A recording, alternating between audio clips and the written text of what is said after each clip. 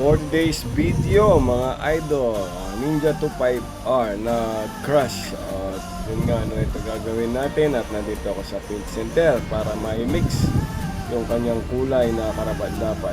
Just Chef Paint Center, shout out. Ayan, nandito na tayo at ito ang ating malong mixer. Ayan, si Pogi Macho Dancer. Ayan, alright. At ito na ang isang ating tropa na co-vlogger. Nagmimix din ng pintura. Ayan. Kailangan natin talagang galhin para matimplahan ang kanya kulay ng mga kabomba. Alright.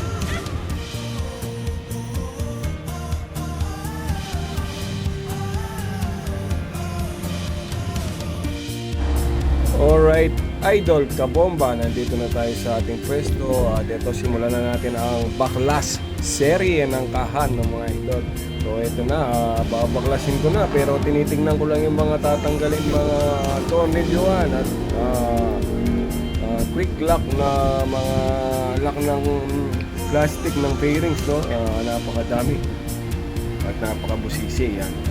Tsatsagayin natin yan at parang nag-aaral lang tayo. First time natin magbaklas ng mga fairings ng 25R at yun nga, napasubo tayo. At ito nga, may bisita ako, si Macmac na Food Panda. At ito, Naki Yoshi muna. Shoutout sa iyo, kaibigan. Ito, no? Ulitin ko, yun nga, natanggal ko na yung isang side niya. Mabusisi talaga. Ayan, no?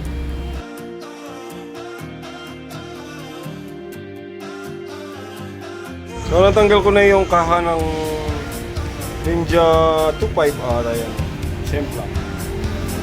So madami rin siyang tatanggalin. O ayan, hindi ganun kadali magtanggal kayo mukha ng R15 o R3. Trabaho muna tayo, tanggalin natin yung sticker, repair natin yung sira, primer tayo, masilya, tanggal yung headlight. Okay. Okay, maglilihan na tayo, grade 600 para kumapit yung pintura natin. Ayan sila, umpisa na natin para agad tayo matapos. Okay, mga kabomba, update sa mga clearings na pinipinturahan natin. Ayan sila, So, na-this oras na tayo magbaklas at yun nga, matagal masyado at mapahirapan, syempre. So, eto muna yung nagawa ni Kabomba ngayon. Ayun yung motor. Bukas siguro matatapos na natin yan. Alright. Right, kabomba. Nasa peso tayo, 25, no? So lagay na natin yung mga pyesa ng motor. Yun nga, kailangan ng tao. Kaya namadali ko na ito. So tapos na sila. Lalagay ko sa tubang na lang natin, no? Okay. Abangan nyo hanggang mamaya pagkatapos niya, no? So peace, idol. 25. Tatrabaho pa rin tayo para sa tao. So doon sa mga nakatice nyo kanina na nakita natin, tinulungan natin pero wala tayong magawa, smart vlog. Ingat po kayo, talagang naman sila. Natin yung head cowl niya, no? Mabusisi pa rin. Siyempre mabusisi yan eh. Naklas natin, kahit tayo nagbaklas, magkakapapa rin tayo kung anong nilalagay ng mahusay, no? So head cowl, headlight nakalagay na. Ayan. Yun nga, parang puzzle. Ito yung ibang kaha, no? So lalo na sa mga tornilyo, kailangan pare-parehas. Kung saan mo tinanggal, doon mo rin ilagay. Okay mga idol. So sa ganitong klase mga kabomba, ayan nga, matututo tayo kung paano ilagay at tanggalin ang isang pyesa ng motor, lalo na sa mga kaha, no? Nalagay ko na yung ulo, yung visor, ayan. So sa sidings na naman tayo. Ayan. Lagay na yung ulo niya. So sidings muna, assemblein muna natin. So mga idol kabomba, ito sa side na tayo. At ganun pa rin, ayan. Para tayong nagpapasyal, no? Tsaga-tsaga lang siyempre.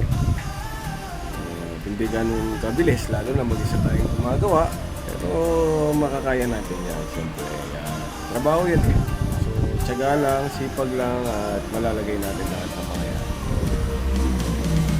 Ang hirap nito, hindi tayo makapag-yosi. Walang yosi na bibigyan dito sa labasan.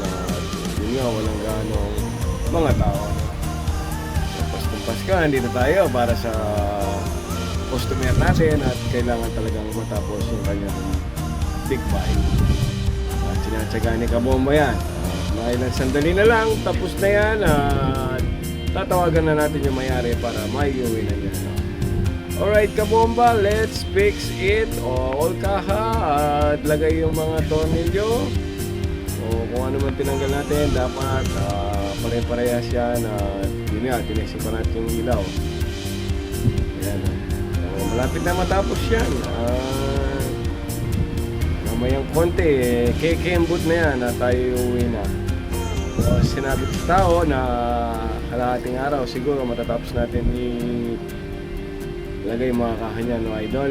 Alright! Okay idol, at ito nga, nakaupo na tayo sa semento para mailagay yung pangilalim niya, no? Yung araro, yung cover niya sa baba.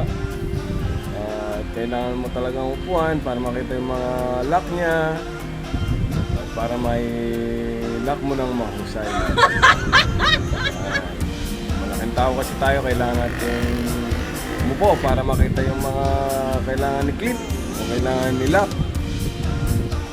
Okay. Pansin ko sa 25R na to laki na sigaw tingnan mo pala ng makina. At yun nga, napakaangas talaga ng 25R. Ito ang Ninja Kawasaki yan talagang the best. Yan. Lagyan natin yung mga lock, nut nya, bolts. Yan para finish na natin. Makita natin kung gusto niya na. Kung ano siya.